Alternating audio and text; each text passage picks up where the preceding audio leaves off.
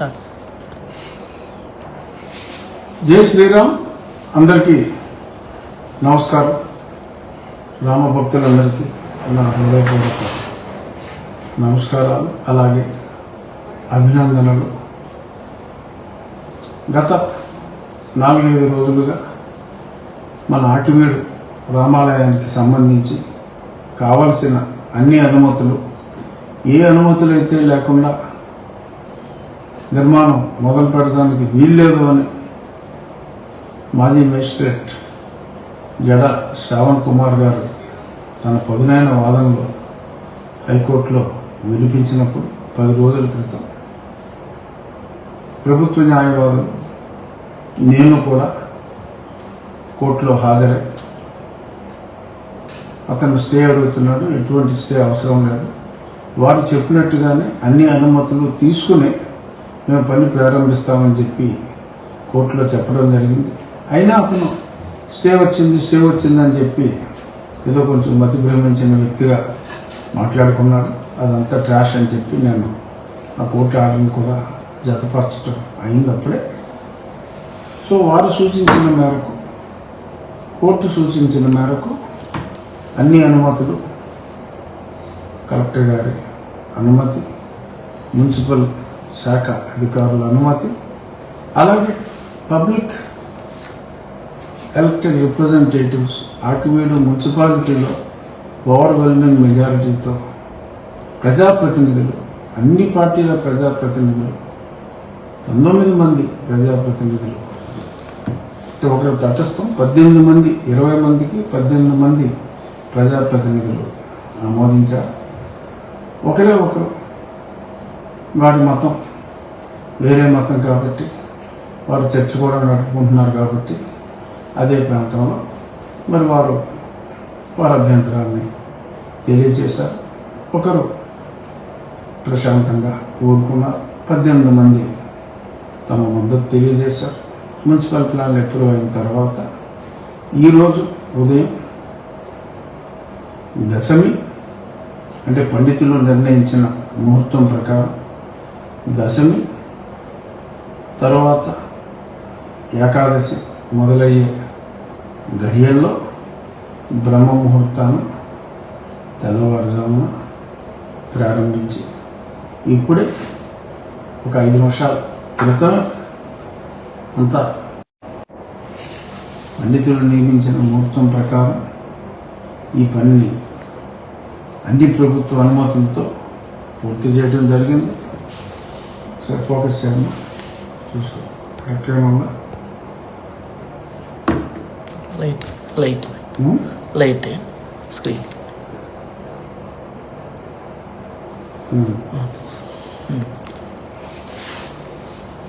అవుతుందా?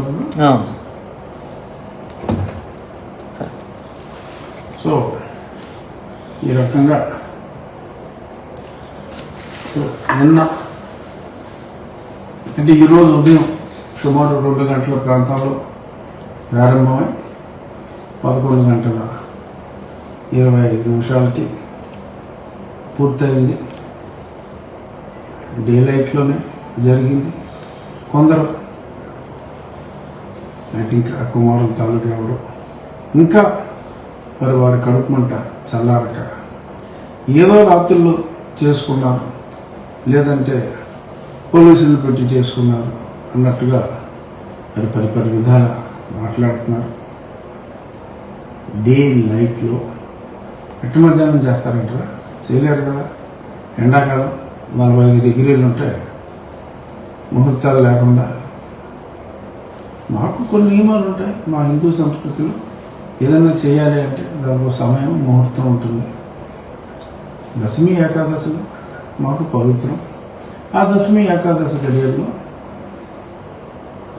చక్కటి బ్రహ్మ ముహూర్తంలో ప్రారంభించి ఏకాదశి గడియల్లో ఈ కార్యక్రమాన్ని పూర్తి చేయడం జరిగింది. శాస్త్రీయంగా పూజలన్నీ చేసి గతంలో అక్కడ ఉన్న సీతారామ హనుమ విగ్రహాలని, అలాగే ఒక మట్టి నందీశ్వరుని విగ్రహాన్ని కూడా అక్కడ దగ్గరలోని వేరే ఆలయాల్లో పూజారులై వాటిని తీసుకుని వెళ్ళి అక్కడ ఉంచడం జరిగింది. నియమం ప్రకారం ఆ విగ్రహాన్ని ఎలాగా ఏమి చేయాలి అనేది, ఎందుకంటే పాడైపోయి ఉన్నాయి కాబట్టి అక్కడ మొత్తం అంతా డంప్ చేసి వాటి మీద కూడా విగ్రహాల మీద కూడా రకరకాల మరి ఆ ప్రాంతంలో పాత ఫోటోలు చూశారు కదా, ఒక డంపింగ్ యార్డ్ లాగా తయారు చేసి ఎవరిని అక్కడికి వెళ్ళకుండా చేసినందువల్ల కొన్ని ఇబ్బందులు వచ్చినాయి. విగ్రహాలు కూడా దెబ్బతిన్నాయి. ఇప్పుడు కట్టేది కృష్ణశిలతోటి చక్కటి రామాలయం కాబట్టి దేవతామూర్తుల ప్రతిమలు కూడా రాతి విగ్రహాలు వస్తాయి. అవన్నీ కూడా శివనాగిరెడ్డి గారి నేతృత్వంలో సజావుగా పనులన్నీ జరుగుతున్నాయి. ఈ మ్యాటర్ గతంలో ఏ స్టే అయితే ఇవ్వలేదో అది అలా ఉండగా కాస్త తల చిట్లిందో ఏమో నాకు తెలియదు. ఒక వ్యక్తి ఒక స్త్రీతో, అదే లాయర్ ఒక స్త్రీని కంప్లైనెంట్గా పెట్టి ఒక కంటెంప్ట్ పిటిషన్, అలాగే మరొక పిల్, కంటెంప్ట్ ఈజ్ పర్సనల్, పిల్ పబ్లిక్, మరొక కంటెంప్ట్ పిటిషన్, ఒక పిల్లు కూడా ఒక న్యాయవాది వేయటం జరిగింది. సరే, అవి విచారణకి రావచ్చు రాకపోవచ్చు కూడా. ఎందుకంటే పిల్లు వేయటం, కంటెంప్ట్ వేసిన వాడు పిల్లు వేయటం అనేది ఎవరు ఒప్పుకోరు. అయినప్పటికీ అన్ని అనుమతులు వారు చెప్పిన సుప్రీంకోర్టు ఏ తీర్పునైతే వారు ఆకలింపు చేసుకోలేక మరి అస్తవ్యస్తంగా ఆలోచించుకున్నారు, దాన్ని సరిగ్గా ఆకలింపు చేసుకొని ప్రభుత్వ అనుమతులతో, అది పబ్లిక్ ల్యాండ్ కాదు, పబ్లిక్ రోడ్డు కాదు, గవర్నమెంట్ ల్యాండ్కి పబ్లిక్ ల్యాండ్కి తేడా తెలియని కుహానా మేధావుల వలన కొంతమంది కన్ఫ్యూజ్ అవ్వచ్చు. ఇంకా కొద్దిమంది మరి అంటే సెక్యులరిజంకి తిరోధకాలు ఇచ్చి వారు మారిన మతమే మతం అంటూ మాట్లాడేవారు. మనకులాగా సర్వమత సమానత్వానికి వ్యతిరేకంగా ఉంటూ మాట్లాడేవాళ్ళు కొంతమంది మరి రకరకాల రఘురామకృష్ణదాస్కి షాక్, అది ఇది అని చెప్పి మాట్లాడుకున్నారు. అన్నిటికీ సమాధానంగా అన్ని అనుమతులు తీసుకొచ్చి ఈరోజు ఈ ఆదివారం నాడు 11:25 అన్ని కార్యక్రమాలు పూర్తి చేశాం. పూజాది కార్యక్రమాలు నిర్వహించాం. అలాగే మే 3వ తారీఖు 7:14 శంకుస్థాపన కూడా చేయటం జరుగుతుంది. పండితుల సమక్షంలో ఎందరో కొన్ని వేలాది మంది ₹100 దగ్గర నుంచి కొంతమంది రూపాయి కూడా ఇచ్చిన దాతలు ఉన్నారు. వారందరికీ కూడా, ఎందుకంటే ఇన్ని వేల మందికి పేరు పేరున అంటే సీలింగ్ పెట్టాం 10,000 అని. సో ₹1 నుంచి 10,000 వరకు కూడా, ఎందుకంటే ₹1 అయినా 10,000 అయినా ఒకటే. కావాల్సింది భక్తుని యొక్క ఆసక్తి, ఆ పార్టిసిపేషన్ అనేది ఇంపార్టెంట్. ఎక్కువ మందికి అవకాశం ఉండాలనే మా కమిటీ వారు ₹10,000 సీలింగ్ని పెట్టడం జరిగింది. అనుకున్న సమయానికంటే చాలా ముందుగానే మరి ధనం సమకూరింది. అంతకంటే ఎక్కువైతే కూడా ఇవ్వటానికి దాతలు సంసిద్ధంగా ఉన్నారు.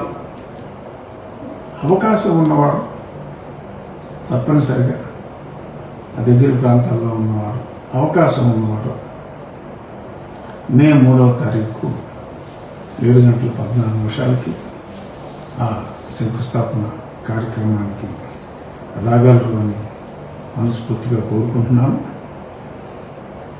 ఈలోపు మళ్ళీ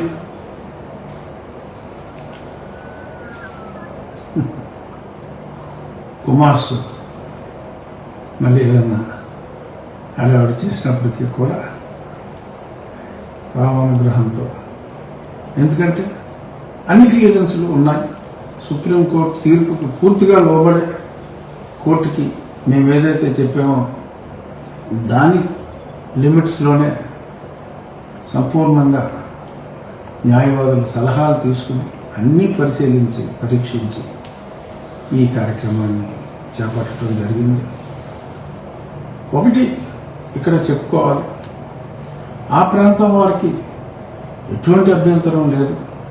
ఇది బయట ఉన్న నీల్ కుమార్స్ గ్యాంగ్కి తప్ప ఆ ప్రాంతం వారికి, అంటే ఆ గ్యాంగ్ అనుచరులు ఎవరో 2-3 ఉండొచ్చు, వారికి తప్ప ఆ ప్రాంతంలో వారు, ఎందుకంటే జరిగింది పట్టపగలు, మొదలుపెట్టింది తెల్లవారుజాము గడియలు అయినప్పటికీ కూడా 11:25 దాకా జరుగుతూనే ఉంది. ఏ ఒక్కరూ కూడా వారి నిరసనని వ్యక్తం చేయలేరు. కానీ కొందరు సుదూర ప్రాంతాల్లో ఉన్న కొద్దిమంది నీలిమొక్క గొడవలు చేయాలని ప్రయత్నిస్తున్నారు. సరే, ప్రయత్నిస్తే మీ ఇష్టం. రామాలయ నిర్మాణం సజావుగా మీరు ఎక్కువ ప్రయత్నిస్తే అనుకున్న దానికంటే చాలా ముందుగా అయ్యే అవకాశం ఉంటుంది. ముందుగా ఈ విషయాన్ని తమ పత్రిక ద్వారా నా దృష్టికి తీసుకొచ్చిన సాక్షి యాజమాన్యానికి నా ధన్యవాదాలు తెలియజేస్తూ, ఆ ఎడిటర్ ఎవరో మరి ఎవరైనా ఓనర్ జగన్మోహన్ రెడ్డి గారు thanks for bringing it to my notice. ఆ తర్వాత రకరకాల వ్యక్తులు నోటుకొచ్చినట్టు వాగితే మీ ఛానల్లో ఆ వాగుళ్ళు కూడా చాలా ప్రస్ఫుటంగా, ఆ కోట్లు వేసుకున్న వాగుళ్ళు చాలా ప్రస్ఫుటంగా మీరు టెలికాస్ట్ చేశారు. ఇకనైనా మీకు నా విజ్ఞప్తి, దయచేసి ఆ పిచ్చి వాగుళ్ళు ఆ టెలికాస్ట్ ఆపితే మీ ఛానల్కి కాస్త గౌరవం పెరుగుతుంది. ఒక ఎవాంజలిస్ట్ ఛానల్గా మార్చుకోకండి మీ ఛానల్ని. ఏం కంటెంట్ మాట్లాడుతున్నారో చూసుకోండి. రఘురామకృష్ణరాజుని తిడితే పండుగ చేసుకునే విధంగా మీ ఛానల్ బిహేవ్ చేసుకోకుండా ఉంటే ఏమో మీకు మంచి జరుగుతుందేమో ఆలోచించుకోండి. నేను ఇంతకు మించి మీకు మంచి చెప్పటం మాకు మంచి కాదు. స్వంచేత చూద్దాం. ఇవాళ నుంచి నన్ను తిట్టిన ఆ నీలి మూకల చెత్త వీడియోస్ మీ ఛానల్లో వస్తాయో రాదు. బట్ ఇలాంటి వార్తలు ఆ దేవాలయం గురించి చక్కగా తెలియజేశారు. దానికైతే నా కృతజ్ఞతలు. అలాగే మరి ఆ తర్వాత ఒక వేగంగా పూర్తి చేయాలి అనుకున్నాం. ఆ వేగానికి మరింత వేగం చేకూర్చే విధంగా మరి నాకు అయిష్టంగా, అంటే నా మీద పోరాడుతూనే నాకు మా రామభక్తుల మనోధైర్యాన్ని, ఆ పట్టుదలని మరింత పెంచి మరింత ఫాస్ట్గా మేము అహర్నిశలు శ్రమించి కోర్టుకు వెళ్ళి లాయర్ని అపాయింట్ చేసుకుని ప్రత్యక్షంగా నేను కూడా వెళ్ళి, ఎందుకంటే ఆ కసి రాజేసిన ఆ 4 కుమారులకు పదే నీళ్ళు అనవసరం అవసరం లేదు. ఎందుకంటే జనాలకు అర్థమైపోయింది వారు నీళ్ళు కుమారులని. అంచేత నేను నీళ్ళు కుమారులు అనే మాట మాట్లాడను. ఆ కుమారులకు కూడా నేను ధన్యవాదాలు తెలియజేస్తున్నా. ఎందుకంటే అది కూడా నా బాధ్యత. ఎందుకంటే మన మిత్రులే కాదు, మన శత్రువులు కూడా ఒక్కోసారి ఇండైరెక్ట్గా మనకు హెల్ప్ అవుతూ ఉంటారు. ఆ రకంగా ఆ నలుగురు కూడా మరి ఇండైరెక్ట్గా మరి ఒక సమాజాన్ని